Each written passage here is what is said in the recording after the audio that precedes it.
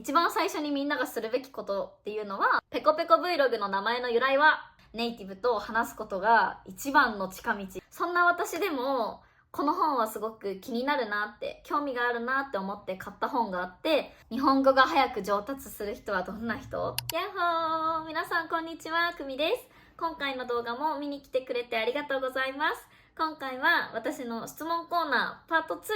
撮っていきたいと思います。前回の動画で皆さんからいただいた質問の前半に答えさせていただいたんですけど、もう見てくださいましたか？はい。今回の動画はその前回の動画の続きになっています。なので、もしまだ前半の動画を見てないよっていう人がいたら、前半の動画もチェックをお願いします。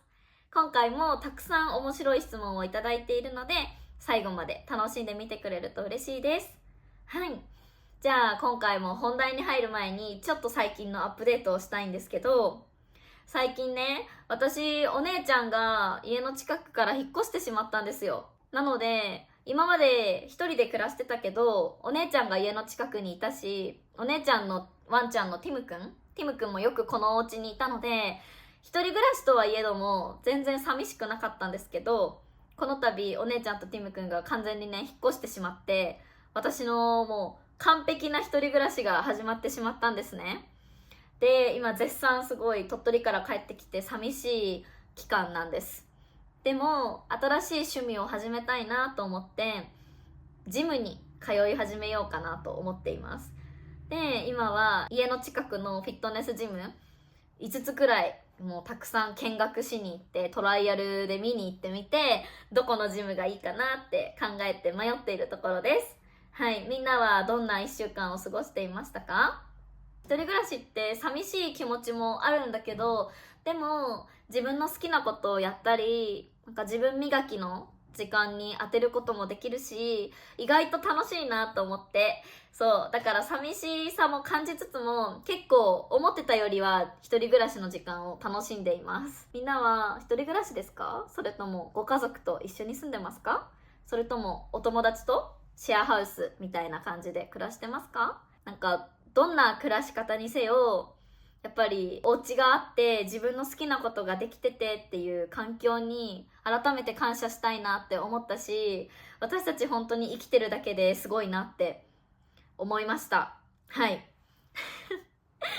なんかさ、生きてるだけでさ、税金も払わないといけないし、家賃も払わないといけないし、本当にね、大変なこともあるんですけど、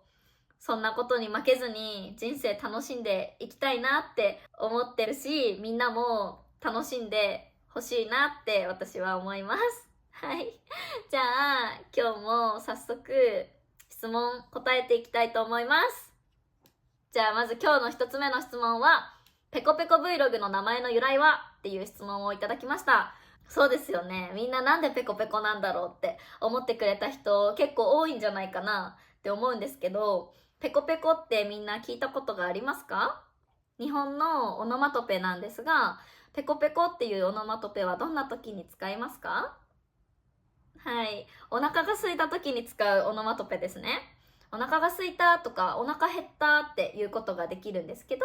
その表現と同じ表現でお腹ペコペコっていうことができます。お腹ペコペコって言うと、お腹空いたっていうよりももっと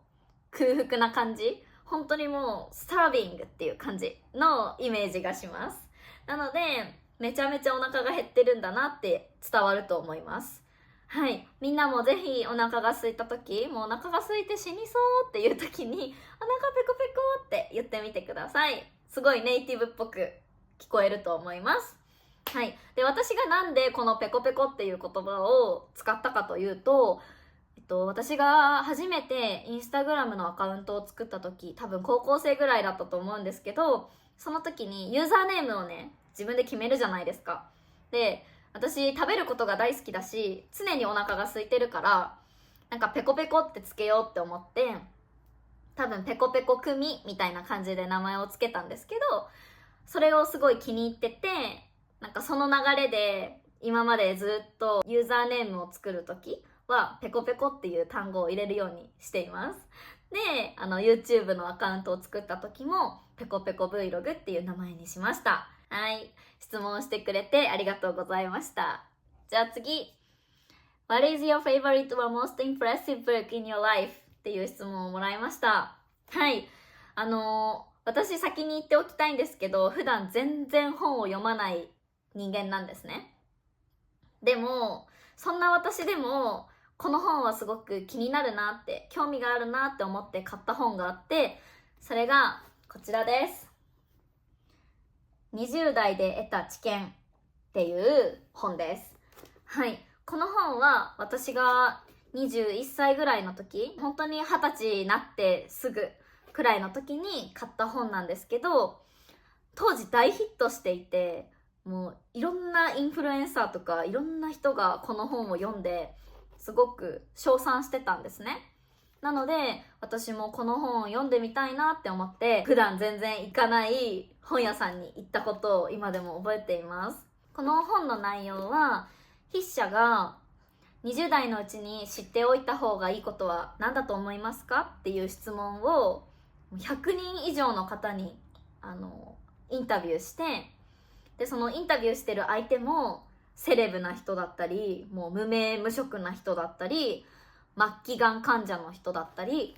もう本当に老若男女問わずいろんなジャンルの人に質問してるんですね。でその人たちの答えプラス筆者の考えが書かれてるような本です。でやっぱり私も20代無駄にしたくないっていう思いで買ったんですけど、この本はね、読むたびに新しい発見があったり、今まで自分が当たり前だと思ってたこと、常識だと思ってたことがなんか覆されるような感覚がいつもあります。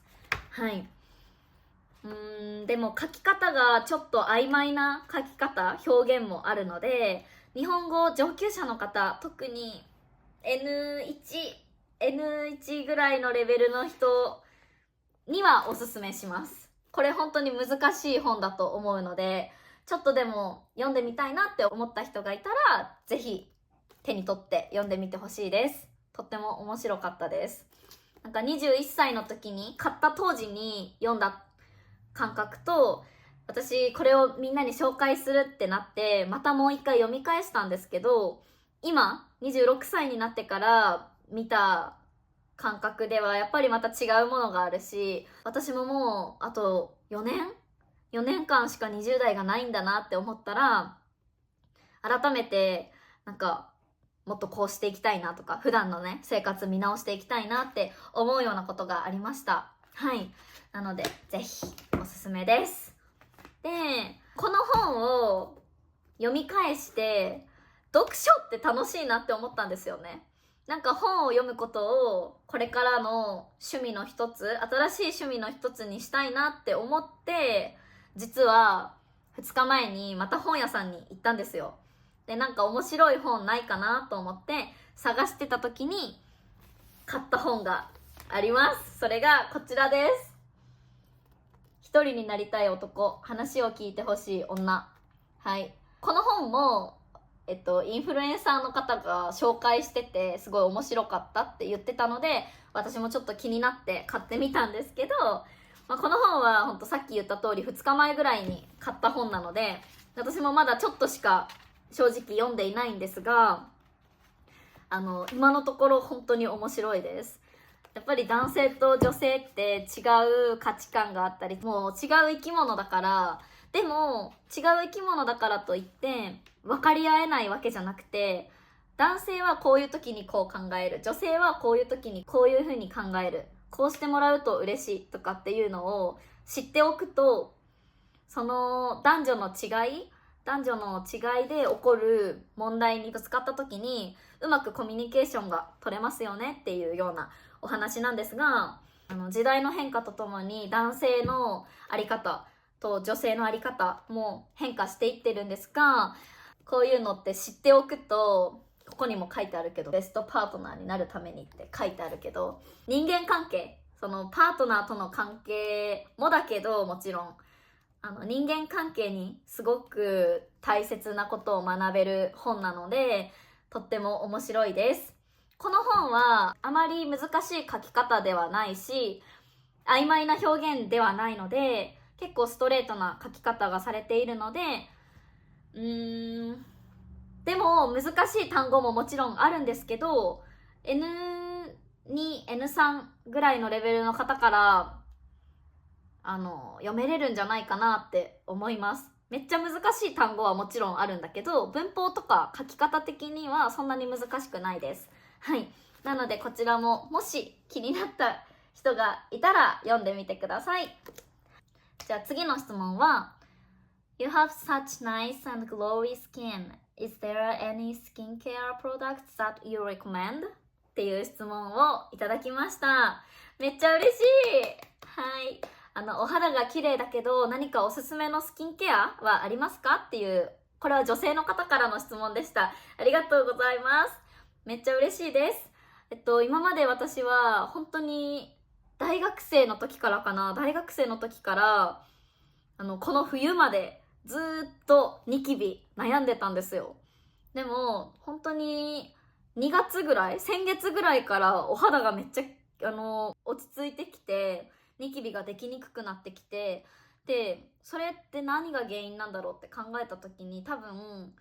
この化粧水を使い始めたからかなっていうのがあるので、今回はそれを紹介したいと思います。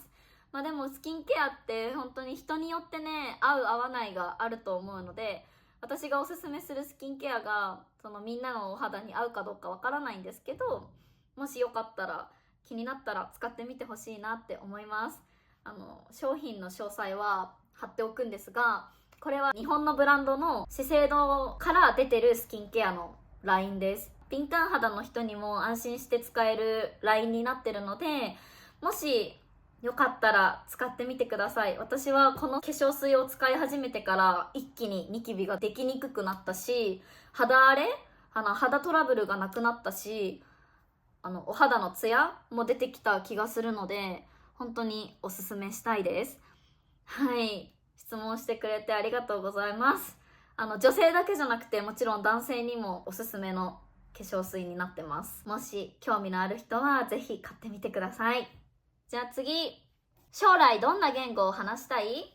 という質問をもらいました。将来話せるようになりたい言語は英語。絶対に英語。はい。もう英語は必ず話せるようになりたいです。話せるようになりたいって言っても、漠然とした目標じゃいつまで経っても話せるようにならないと思うので、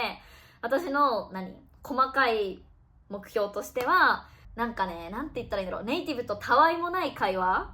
今日こんなことがあったんだよね、でこんな感じでみたいな、日本語だったらよくできるようなスモールトークっていうの、そういうのを英語でも問題なく話せるぐらいまでのレベルになりたいです。そのレベルになれるまでもっともっと練習したいなっていうふうに思ってます。もし英語もう全然話せるようになったって、ネイティブとも問題なくどんな会話でもできるようになったって思ったら、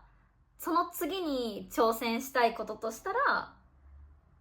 中国語です。はい。中国語をもう一回勉強したいです。大学生の時に勉強してたけど、もうほとんど忘れてしまったので、あとは日本人だからやっぱり漢字分かってるし、多分中国語は理解しやすいのかなって思うので、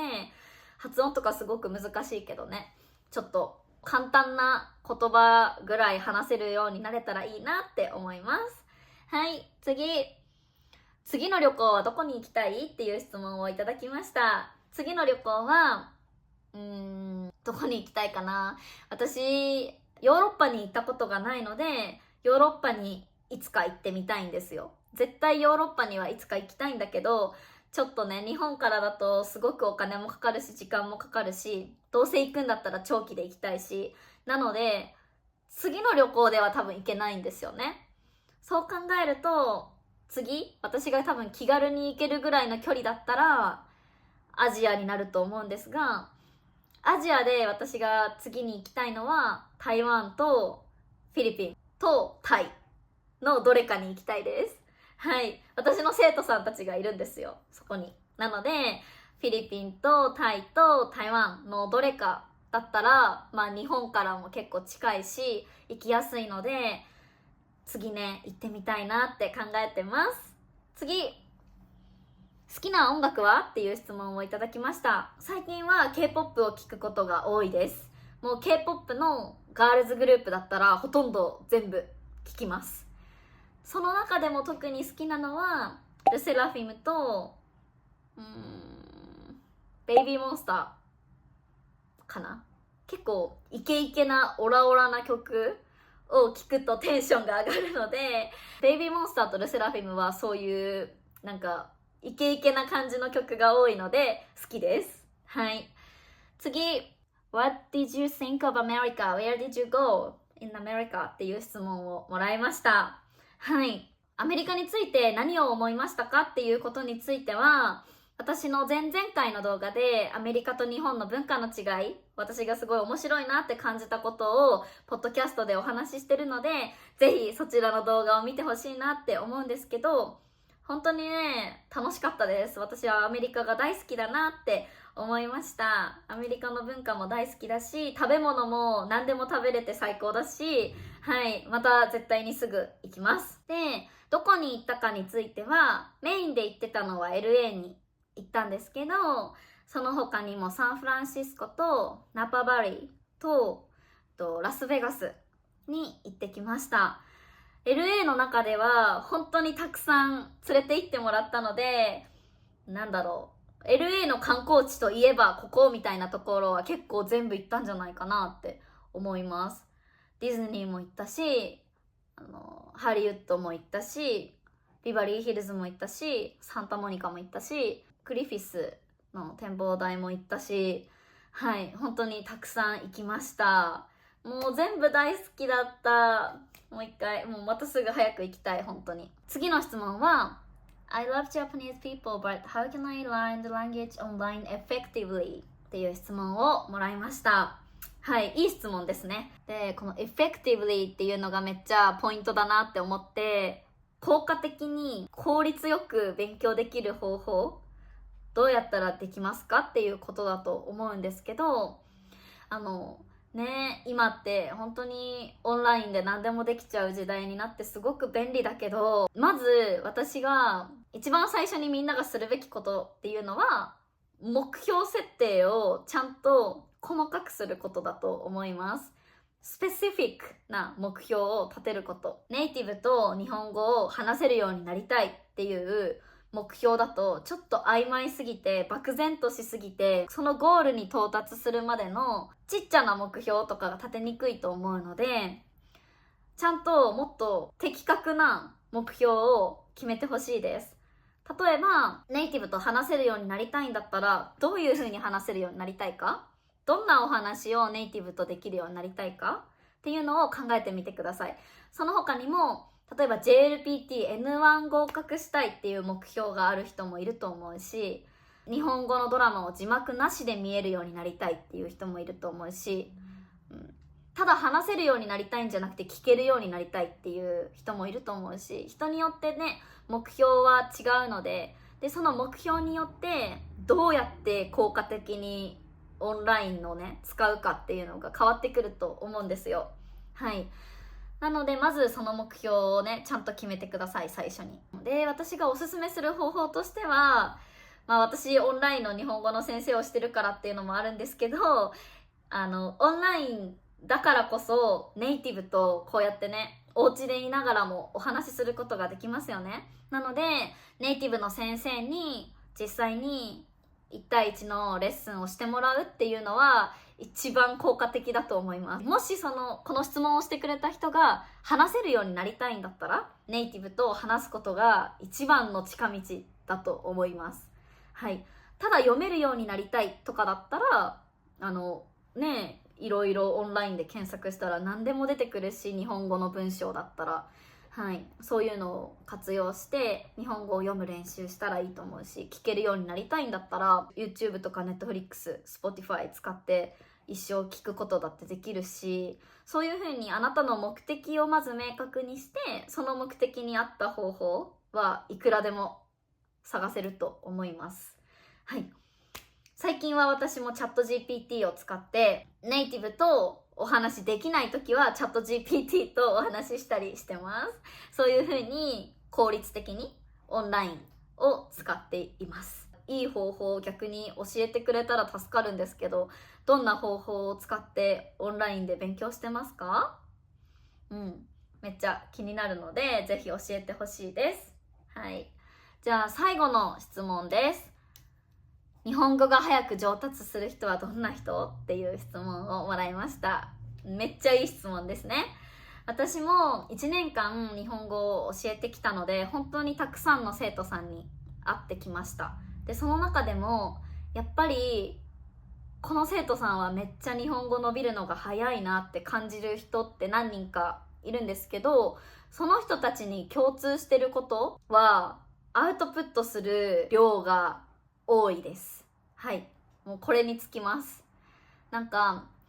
例えば私と一緒にレッスンで新しい単語を勉強したり、新しい文法を習った時に、ただって聞いて終わりじゃなくて、その言葉を使って自分で文章を考えて言ってくれる生徒さんとか、私がじゃあ文章を考えてみてって言わなくても、もう勝手に作ろうとしてたりとか、そういう学生さんは本当に伸びるのが早いなって思います。やっぱり習った瞬間に自分で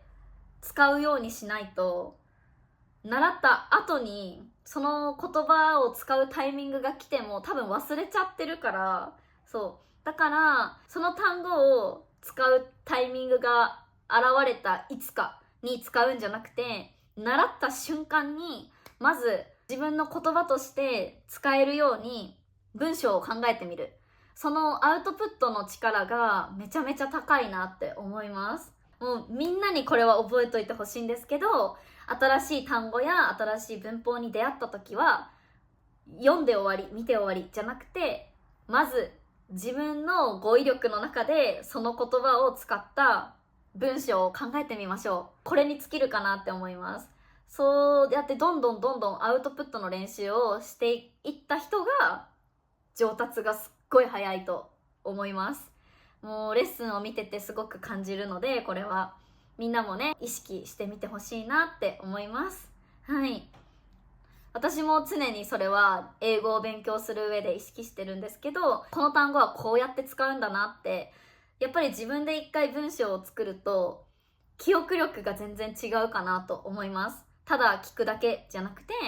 文章を考えるっていう工程を踏むことで、その単語に対してのやっぱり時間と労力使うから、全然忘れにくくなると思います。はい。なのでみんなも意識してみてください。はい。じゃあ今回の動画はこの辺で終わろうかなと思います。皆さん最後まで聞いてくれて本当にありがとうございました。今回の動画から何か少しでもみんなが勉強することがあったり、面白いなって感じてくれたことがあったら私は嬉しいです。今回もたくさんのコメント、高評価、チャンネル登録待ってます。はい。じゃあ次回の動画でお会いしましょう。バイバイ。